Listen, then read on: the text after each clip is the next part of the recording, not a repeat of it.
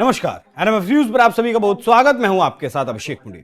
उत्तर प्रदेश जैसे बड़े राज्य की 4 बार मुख्यमंत्री रह चुकी मायावती अब एक्टिव हो रही हैं। मतलब पिछले विधानसभा चुनाव को देखें, लोकसभा चुनाव को देखें तो बहुत ज्यादा एक्टिव मायावती नहीं थी। उत्तराधिकारी को लेकर लड़ाई, कभी आकाश आनंद को हटाना, कभी फिर पार्टी में बुलाना, बहुत उथल पुथल चल रही थी। लेकिन पिछले दिनों काशीराम की पुण्यतिथि पर जिस तरीके से बहन जी को सुनने के लिए जो भीड़ उमड़ी, उसने कहीं ना कहीं विपक्ष का जो खेमा है उसमें खलबली पैदा कर दी है। एक और कदम मायावती ने बढ़ाया है मुस्लिम भाईचारा का सम्मेलन करके। मतलब मायावती भी अब दोबारा से एक्टिव होने हो तो गई है, लेकिन अब वो एक बार फिर से मुस्लिम प्लस दलित का जो कॉम्बिनेशन उनका मुख्यमंत्रियों ने बनाया करता था उस पर जोर देना शुरू कर दिया है। अब अखिलेश यादव मानते हैं कि मुस्लिम वोटर तो उनका है, वो छोड़ना नहीं चाहते। तो आज इसी विषय पर चर्चा करेंगे कि मायावती आखिर क्या एजेंडा लेकर एक बार फिर से उत्तर प्रदेश की राजनीति में एक्टिव होती हुई नजर आई हैं। मेरे साथ मौजूद हैं वरिष्ठ सहयोगी पंकज प्रसून। सर, बहुत स्वागत आपका। मायावती आई हैं, अखिलेश की टेंशन बढ़ाई है, क्या एजेंडा मायावती गई ही कब? मायावती कहीं गई नहीं थी। हुआ ये कि बीच में आपने सही कहा कि उनकी पार्टी में थोड़ा उथल पुथल था। मैं आपको आज एक बात गारंटी के साथ कह रहा हूं, जो मायावती जी फिर से दोबारा पुराने तेवर में दिख रही हैं, इसका कारण है आकाश आनंद। मैंने एक वीडियो में साफ साफ कहा था कि Akash Anand future leader of India हैं। ये बहुजन मूवमेंट को बढ़ाने वाले नेता हैं। अब हुआ ये कि बसपा के अंदर कुछ कारणों की वजह से थोड़ा जो अप्स एंड डाउन्स थे, उसकी वजह से कई युवा हृदय सम्राट, कई बहुजन नेता इधर उधर पैदा होने लगे थे। और तो और राहुल गांधी भी वही नारा दोहराने लगे थे कि जिसकी जितनी संख्या भारी उसकी उतनी हिस्सेदारी। ये सारा बीएसपी का नारा था। ये कांशीराम ने बहुजनों को जो उनमें जो चेतना फूंकी और बहन मायावती ने जो उस मूवमेंट को आगे बढ़ाया। अब बहुत सारे नेता इस देश में ऐसे पैदा हुए हैं जो उस मूवमेंट से उपजी चेतना का फायदा उठाने की कोशिश में है। चाहे वो पीडीए का नारा आप देख लीजिए, या जिसकी जितनी संख्या भारी वाला नारा देख लीजिए, या कोई भीम आर्मी बनाकर है, तो कोई युवा हृदय सम्राट, ये सब बना चल रहा है। ये तब तक है जब तक कि मायावती दोबारा लाइमलाइट में, मीडिया में फिर से पूरा स्ट्रक्चर उनका हो नहीं जाता। और अब ये हो गया है। संगठन के अंदर के सारे विवाद सॉल्व हो गए हैं। आपने देखा होगा कि अभी जो बीएसपी का सम्मेलन हुआ था, महासम्मेलन, उसमें जो भीड़ जुटी थी, कई लोगों के हाथ पांव फूल गए थे। बिल्कुल, इतनी भीड़ जुटी थी। 5 लाख लोग बताए गए थे उस भीड़ में, उस रैली में।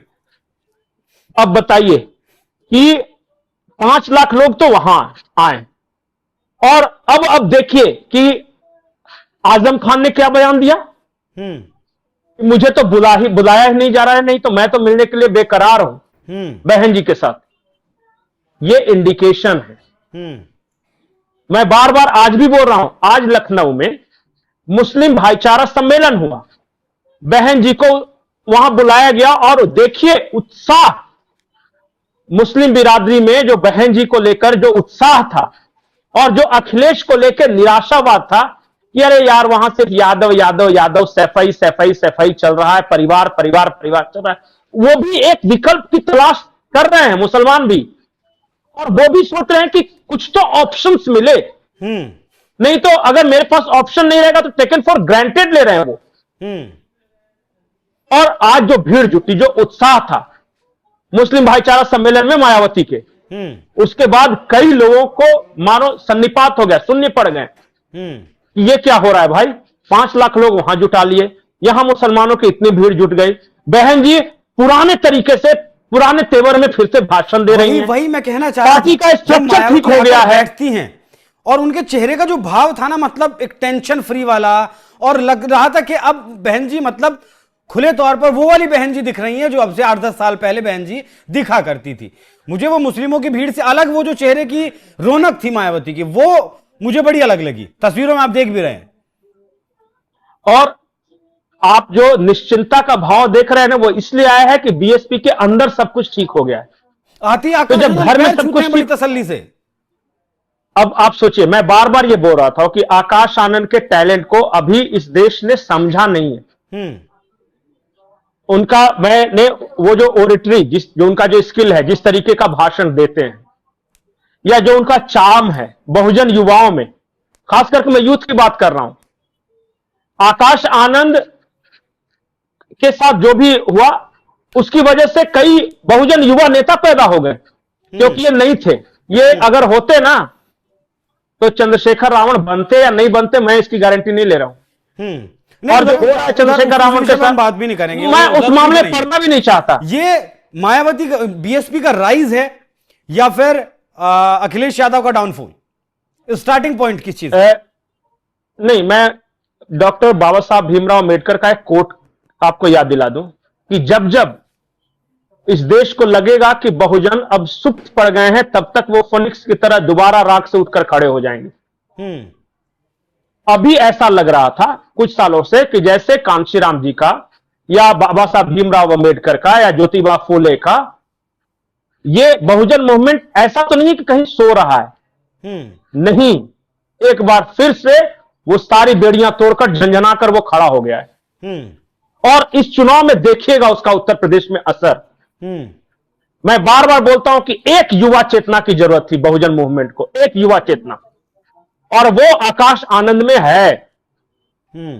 अभी वो जानबूझकर ऑर्गेनाइजेशन का काम कर रहे हैं। आपको क्या लगता है 5 लाख की भीड़ कैसे आ गई? ऐसे ही नहीं, ऐसे थोड़ी आती है, ऑर्गेनाइजेशन के बल पे आती है वो। हाँ, ऑर्गेनाइजेशन के बल पे वो 5 लाख, उन्हें बहन जी को सुनना था। बिल्कुल बिल्कुल, और अपना पैसा खर्च कर आए थे। हाँ, वो ऐसा नहीं है कि बहुत ज्यादा पैसा फेंका गया और बस में बुक की गई है तब आए, नहीं। उस जाके उस भीड़ में बहुत सारे रिपोर्टरों ने किया है। सुनिए, कोई बेचारा अपने घर का सामान गिरवी रख के किराए का इंतजाम, गाड़ी ठीक करके आया है। ये है फीलिंग्स। तो ऑर्गेनाइजेशन है, फीलिंग्स है। एक चेहरा आ गया आकाश आनंद के रूप में। मैं दिल से ये चाहता हूं कभी आप एक आकाश आनंद का भाषण सुनाइए और सुनिए खुद, और फिर देखिए वो कैसी बातें करता है। उसमें समाज तोड़क भावना नहीं है, देश तोड़क भावना नहीं है।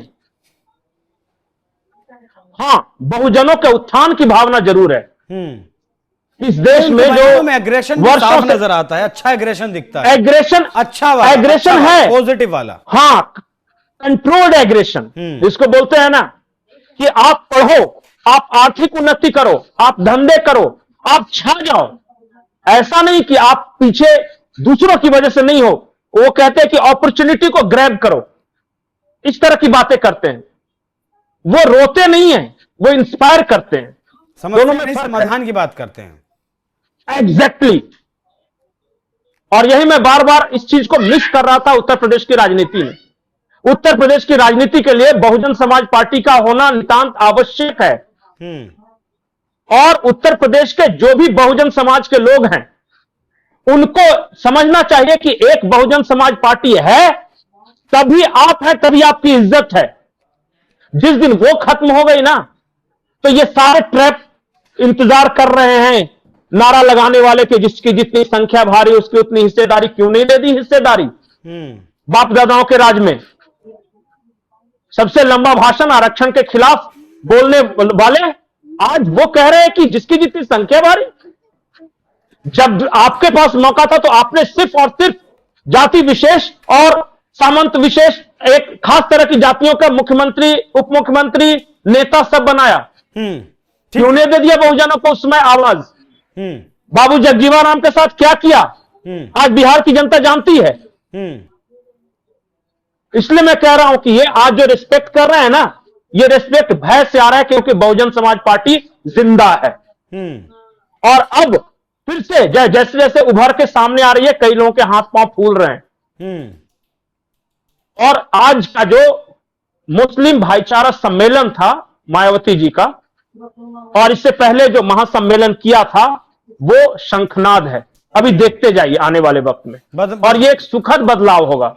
बदलते साल के साथ दिशा भी बदलेगी उत्तर प्रदेश की राजनीति की। बिल्कुल बिल्कुल। राजनीति तो कभी कांस्टेंट हो सकती है अभिषेक, बिल्कुल। राजनीति तो अच्छा, एक हमेशा बात जरा परिवर्तनशील दर्शकों है। को बता दूं कि इस मीटिंग में क्या कुछ हुआ। एक्शन में आई जो मायावती हैं, उन्होंने मुस्लिम नेताओं के साथ मुलाकात तो की ही। बसपा प्रमुख मायावती ने 75 जिलों के जिलाध्यक्ष समेत करीब 450 नेताओं के साथ बंद कमरे में मंथन किया। मीटिंग में भतीजे आकाश आनंद और सतीश मिश्रा भी शामिल हुए। मुस्लिम नेता पहली पंक्ति में, सीनियर बसपा नेता पीछे की पंक्ति में बैठे। चर्चा का मुख्य मुद्दा मतदाता सूची पुनरीक्षण, एसआईआर और रणनीति निर्माण रहा। यह मायावती का एक महीने में चौथा बड़ा कार्यक्रम है। इससे पहले 9 तारीख, 16 तारीख, 19 तारीख अक्टूबर को भी बड़ी रैलियां और बैठकें की गई थी। 75 जिलाध्यक्षों को बुलाना और बंद कमरे में एक मंथन करना, मतलब रणनीति तैयार की जा रही है। तो कुछ तो अब बड़ा उत्तर प्रदेश की राजनीति में जरूर होगा। इसलिए मैंने बोला कि बीएसपी का ऑर्गेनाइजेशन, तीसरा पोल जो था वो उठ खड़ा हुआ है, मतलब। और मैं नहीं, तीसरा पोल नहीं, ये पोल तीसरा रहेगा कि दूसरा रहेगा कि पहला रहेगा, इस बारे में कौन बता सकता है। नहीं, लेकिन मैं सिर्फ इतना बोल सकता हूं, वो था। हाँ, मैं सिर्फ इतना बोलता हूं कि बीएसपी का ऑर्गेनाइजेशन धीरे धीरे फिर से दुरुस्त हो रहा है, सब कुछ ठीक ठाक हो रहा है। जितने जयचंद थे वो अपनी राह पकड़ चुके हैं, जो बच गए हैं वो शुद्ध बीएसपी मूवमेंट के बचे हुए लोग हैं। और यहां से जो राइज होगा ना, वो फिनोमिनल होगा। देखिएगा, मैं भी यहीं रहूंगा, आप भी यहीं रहेंगे। देखिएगा, Mayawati is back, Mayawati is back. और उस बैक में कौन बैक हो जाता है, कौन पीछे हो जाता है, वो भी देखना बड़ा दिलचस्प रहेगा। पंकज सर, बहुत धन्यवाद इस विषय पर चर्चा करने के लिए। बाकी दर्शकों, मायावती के इस नए अवतार को लेकर, या फिर कहें कि जो सुषुप्त अवस्था में पार्टी थी और जो एक्शन मोड में मायावती आई हैं, उसको लेकर आपकी क्या राय है, कमेंट बॉक्स में जरूर बताइएगा। नमस्कार।